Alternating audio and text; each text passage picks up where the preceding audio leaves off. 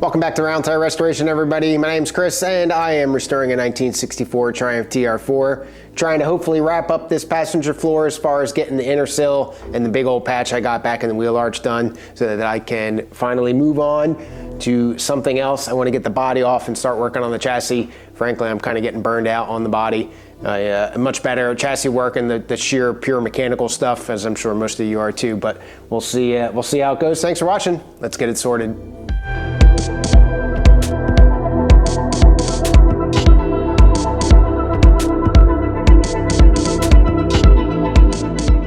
All right, so I've got, as you can see, silver paint all over the place. Finally got the weld through primer down. I've also got this kind of cleaned up and got these plug welds welded in and cleaned up. So we'll go ahead and get that pretty much ready to go, as well as as far as getting it lined up. I still am concerned where this B post fits in and out. So I'm going to go ahead, now that the paint's in there, I got to get toles up there and that kick panel up there for the spot welds. But once I get that in, I'll go ahead and go through and try to get the inner sill back in and get that aligned. I'm also trying to get the dash in with the dash support just to make sure that I'm not messing that stuff up. I think what I figured out up here is why this isn't fitting this big gold gap down here is because if you can see here, I've got that big gap there and then no gap and then another gap, and I think that this center portion here needs to be curved a little bit. If you look over there, not a real great angle, but that's got a little bit of a curve to it.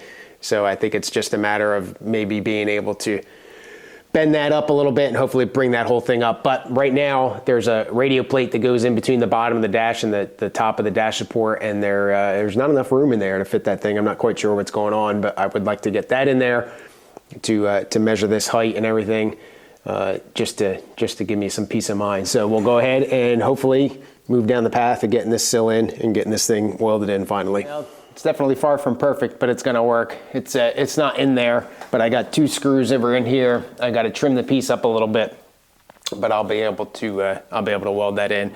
I did put the door up. The door fits okay.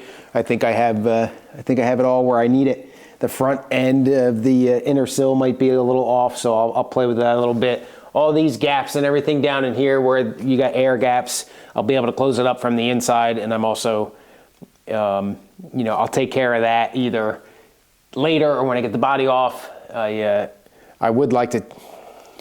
need to get it back on the wheels and do final fit for all 4 fenders and everything before I weld in the outer sills, so that way everything's loaded properly. But for now, I'm going to go ahead and start prepping this piece here and punching holes in it for the spot welds and getting it painted up and getting it ready to weld in.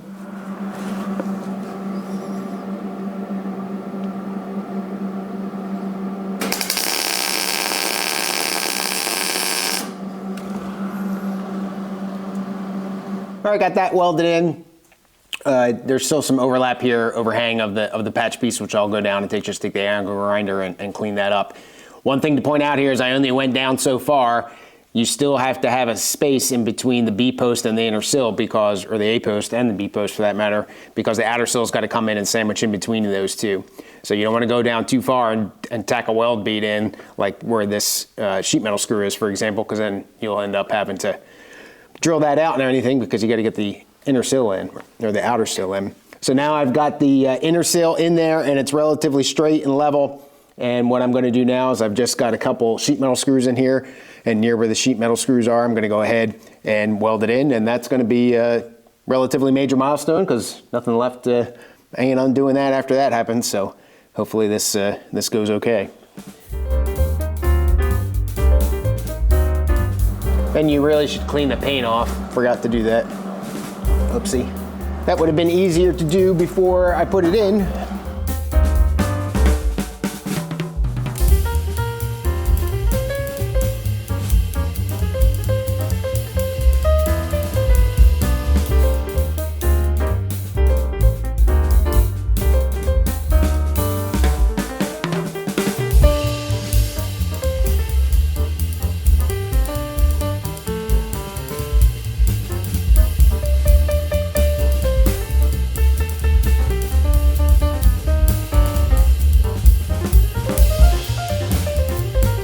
All right, there's that sorted.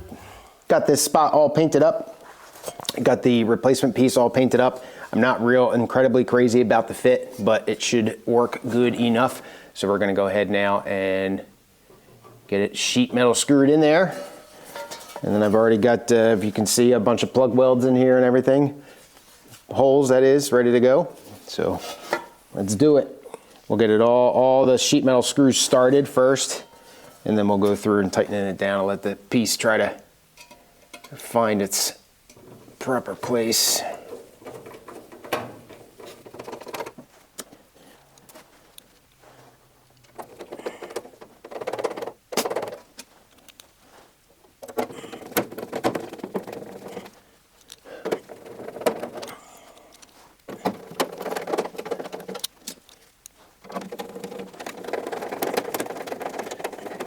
All right, so this seam right here is actually pretty good. So I'm not gonna tighten this one all the way down. I'll go and put a couple spot welds in here first and allow that to grab, and then I'll go ahead and tighten it down just to try to make it so I don't get a buckle in there or anything. All right, so some of the ugly parts here. One, these holes here are just barely good enough to grab onto that B-post. It should be okay, but I guess I could have made the flange, or I could have made the B-post a little bit deeper. This I had to beat this section in and stretch that out a little bit more, and then otherwise you can see I probably could have used a little bit more metal down here depth wise, but I'm not going to concern myself too much about that. So now we'll go ahead, like I said, I'll get a couple tacks up here. It's all fitting pretty flush with the wheel arch on the inside, which is good, I hope. So we'll go ahead, like I said, and get some tacks and then move on.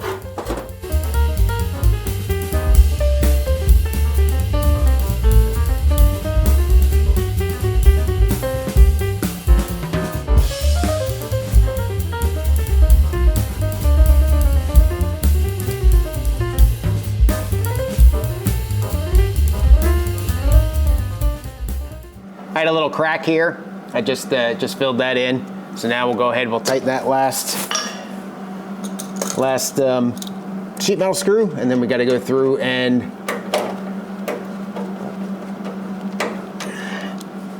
I'm still going to clamp around here just to make sure those are nice and tight. The only place I can't really do that is over here because I don't think I can get a clamp in there.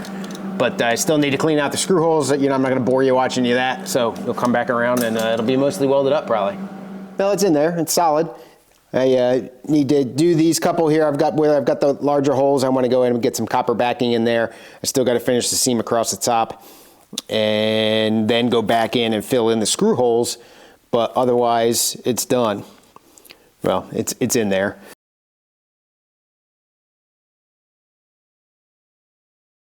All right, little detour here. I'm going to go ahead and get this guy welded in down here. This is that patch that I've taken out at least once, if not twice. I wasn't real crazy about how I did it the first time around, but I'm happy with the way that it fits now, mostly.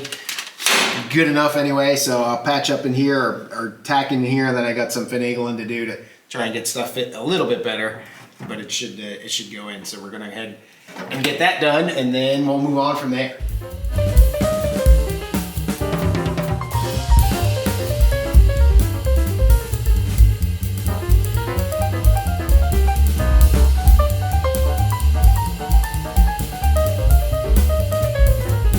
All right, well, that's not really all that pretty, but it's good enough for now.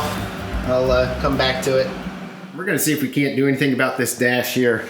So this piece needs to come down, and I think that'll fit in. Once I bring this piece down, I think that'll come in okay. But then I need to arch this piece just a little bit, and I'm hoping when I arch that, that'll allow this to come up and come in there. So I'll take the dash face off here, and then start playing around.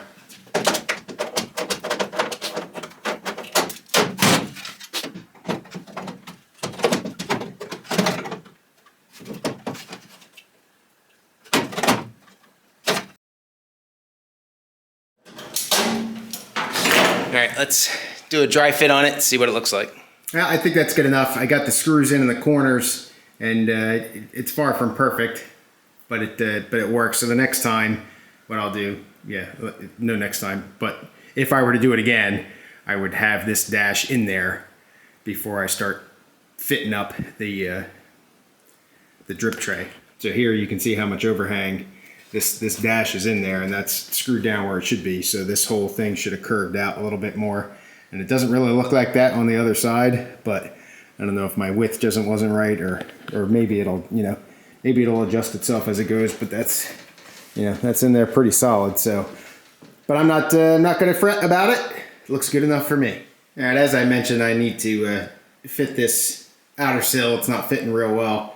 This end keeps drooping down. No matter, I can't get it up there, and towards the back there, there's a big gap between the two sills together where it's relatively flush on the other side, and then in the back at the B-post here, it's just not coming in very well.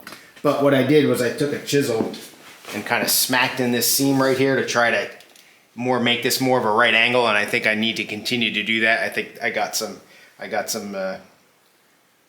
good progress in the back there with that, but that's going to take a lot of messing with, and not what I want to deal with right now. So that's going to do it for this video. Thank you so much for watching, and hopefully we got some good work done, and we'll continue on soon. Thanks again. Have a good rest of your day. Cheers.